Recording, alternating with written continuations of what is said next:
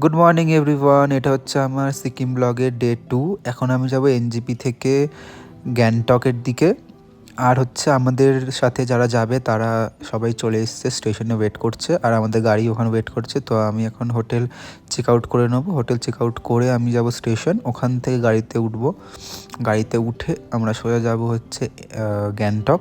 চলে এসেছি স্টেশনের কাছে, এখানে আমি আমার লাগেজ তুলে দিলাম গাড়িতে ওঠানোর জন্য। তো এখানে গাড়িতে তুলে নিয়ে গাড়ি আমাদের ছেড়ে দিয়েছে। তো আমরা এখন চললাম। তো তারপরে মাঝখানের রাস্তায় দাঁড় করিয়ে আমাদেরকে ব্রেকফাস্ট করাচ্ছিল। তো ব্রেকফাস্টে আমরা অনেক কিছু নিয়েছিলাম। এখানে লাচ্চা পাওয়াটা ছিল, তারপর মোমো ছিল এখানে। তো মোমোগুলো খুব ভালো খেতে, তো তাই মোমো নিয়েছিলাম। আর এটা নিয়েছিলাম আমাদের আলু পরোটা। তো আমরা খাওয়া দাওয়া শেষ করে নিয়ে গাড়িতে উঠে পড়লাম। আর এখানে খাবারের দামগুলো খুব এক্সপেন্সিভ ছিল, সব কিছুর দামই একটু বেশি। তো আমরা খেয়ে দিয়ে নিয়ে চললাম আমরা আমাদের গ্যাংটকের উদ্দেশ্যে। এবারে এতক্ষণ আমরা নিচের দিকে থাকতে থাকতে এবার আমরা উপরের দিকে উঠছি। চারিদিকে শুধু পাহাড় আর পাহাড় দেখতে পাচ্ছি। এদিকে দেখো সবাই শুধু চা বাগান আর চা বাগান, চা চাষ করছে। এগুলো হচ্ছে সব চা বাগান এগুলো এখানে। যারা পাহাড়ে ঘুরতে এসছো তারা জানো পাহাড়ের একটা অন্যরকম ভাইবস পাওয়া যায়। পাহাড়ে একটা অন্যরকম আলাদাই শান্তি আছে। তাই আমি পাহাড়েই যাই বারবার করে ঘুরতে। এর আগে আমি গেছিলাম কাশ্মীর, গেছিলাম তারপরে হচ্ছে কেদারনাথ গেছিলাম, সেগুলো একটু অন্যরকম ছিল। আর এখানটা একটু অন্যরকম। এদিকে চারিদিকে দেখো, প্রথম দিকে তো চারিদিকে শুধু চা বাগান দেখতে পাচ্ছিলাম। এটা হচ্ছে যে আমরা এনজিপি থেকে যখন আমরা গ্যাংটকের দিকে উঠছিলাম, এটা একদম নিচের দিকেই, যেখানে শুধু চা চাষই হচ্ছিল। আর যারা পাহাড়ে প্রথমবার ঘুরতে আসবে বা যারা এসছো তারা হয়তো অনেকেই জানো, আর যারা হয়তো পাহাড়ে কোনোদিন আসুনি, আমি তাদের জন্য অ্যাডভাইসটা দিচ্ছি যে পাহাড়ের রাস্তাগুলো কিন্তু আমাদের সোজা রাস্তার মতো নয়, চারিদিকে মানে ঘুরে ঘুরে ঘুরে ঘুরে যায়। তো তার জন্য হচ্ছে গা গুলানোর প্রবণতাটা অনেক থাকে, আর তার মধ্যে ভমিটিংও হতে পারে অনেকের। তো তার জন্য হচ্ছে তোমার বমির ওষুধ বা এমন কিছু যাতে তোমার গা গুলাবে না, এমন কিছু তোমার কাছে রাখা দরকার। নয়তো সারা রাস্তায় তুমি খুব মানে শরীরটা তোমার খারাপ হয়ে যাবে, আর তুমি পুরো জার্নিটা এনজয় করতে পারবে না। তো এমন কিছু ব্যাকআপ তোমাকে রাখা দরকার। আর এছাড়াও তো অনেকের অক্সিজেনের প্রবলেম হতেই পারে, ওপরে অক্সিজেনের প্রবলেম হয়। তো আমি ওয়েদারটাকে এনজয় করতে করতে একটু বাইরের দিকে মুখ বাড়িয়ে ভিডিও করছিলাম।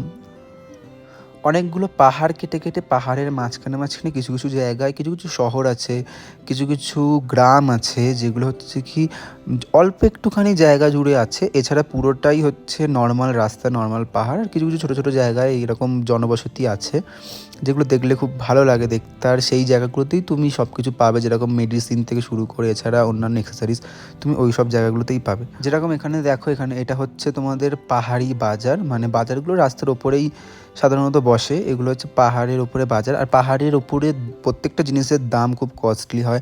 যেরকম হয়তো আমাদের এখানে যে দামটা 10 টাকা হয়, ওখানে হয়তো 15 টাকা হয় বা 20 টাকা হয়, ডবল হয়। আর এটা হচ্ছে দেখো পাহাড়ের ওপরেই বসা একটা ছোট্ট বাজার, যেটা আমি দেখালাম। তারপর আমরা অ্যাট লাস্ট পৌঁছে গেলাম আমাদের হোটেলের দিকে।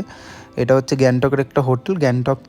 গ্যাংটকের যে এমজি মার্কেটটা আছে, ওর থেকে অনেকটা 2 কিলোমিটার আগেই আমাদের হোটেলটা ছিল। তো আমরা নেমে গেছি হোটেলে অনেকক্ষণ জার্নি করার পর। তো এবারে যাচ্ছি আমি রুমের দিকে, গিয়ে তোমাদেরকে রুম দেখাচ্ছি। রুমটা অনেকটা উপর দিকে ছিল। এটা হচ্ছে আমাদের হোটেলের বাইরেটা, আর আমরা এখন ঢুকছি রুমের ভিতরটায়। আর এটা হচ্ছে আমাদের রুমের উপর থেকে আমাদের যে বারান্দাটা ছিল, ওটা থেকে পুরো বাইরের ভিউটা। এখন এখানে প্রচণ্ড ধরনের ঠান্ডা, মানে আমরা যখন আসছিলাম তখন ঠান্ডাটা বোঝা যাচ্ছিলো না, কিন্তু এখানে এসে প্রচুর ঠান্ডা লাগছে। এবার আমাদেরকে জ্যাকেট পরতেই হবে। আর এটা হচ্ছে আমাদের রুম দিয়েছিল, এটা 2টো রুম দিয়েছিল আমাদেরকে, কারণ আমরা 6 জন এসেছিলাম। তো এই রুমে ছিল কিছুজন, আর আরেকটা রুমে যেখানে আমি ছিলাম ওখানে ছিল কিছুজন। এটা হচ্ছে আরেকটা রুম, যেখানে সব কিছু, যে টিভি আছে, 2টো বেড আছে। আর এখানে এই যে রুমটা আছে, এই রুমে আমি ছিলাম, এই ছোট্ট বেডটায় আমি ছিলাম। আর এখানটাতে ছিল 2জন।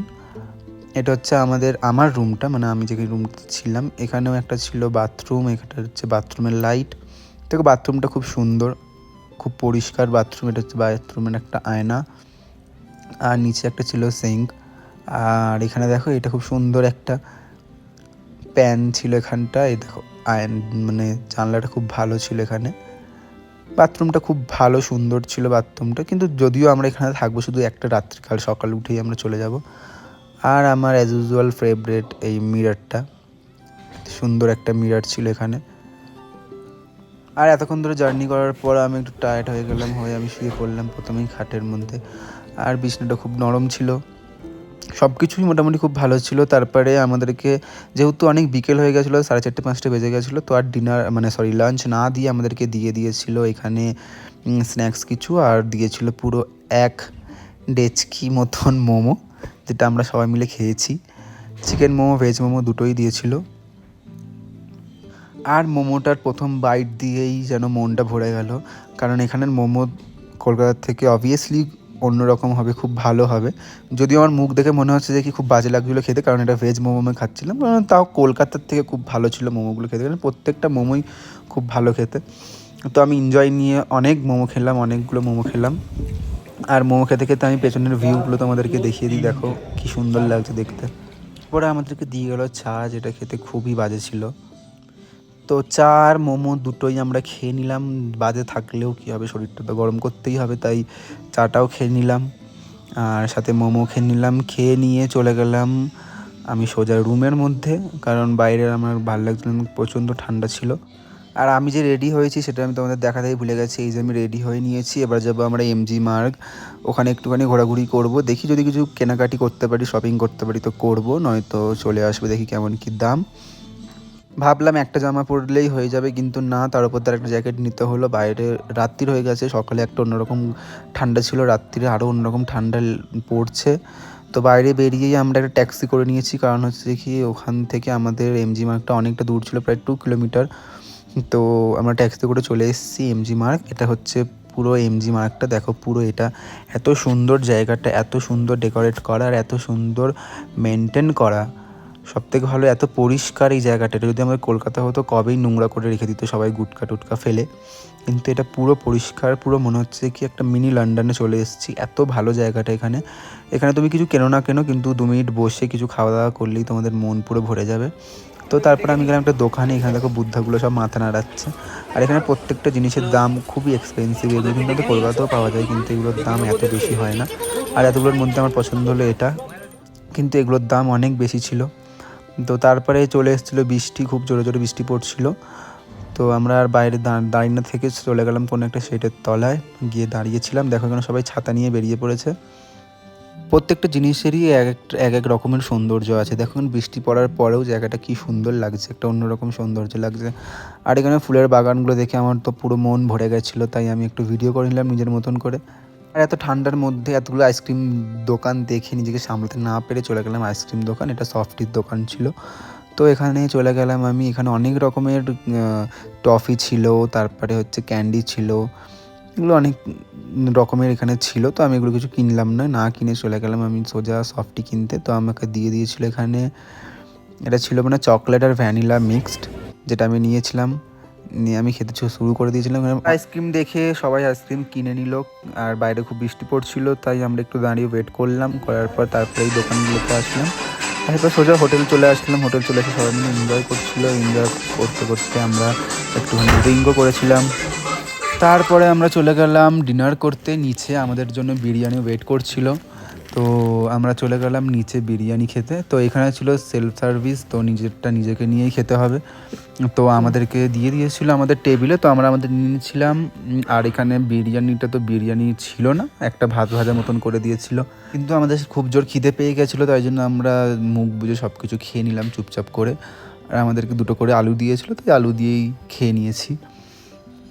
এবার খেয়ে দিয়ে সোজা চলে গেলাম শুতে, কারণ আমরা খুব টায়ার্ড ছিলাম। তো এটাই হলো আমাদের এখানকার ব্লগ। তো দেখা হবে আবার নেক্সট ব্লগে, টাটা।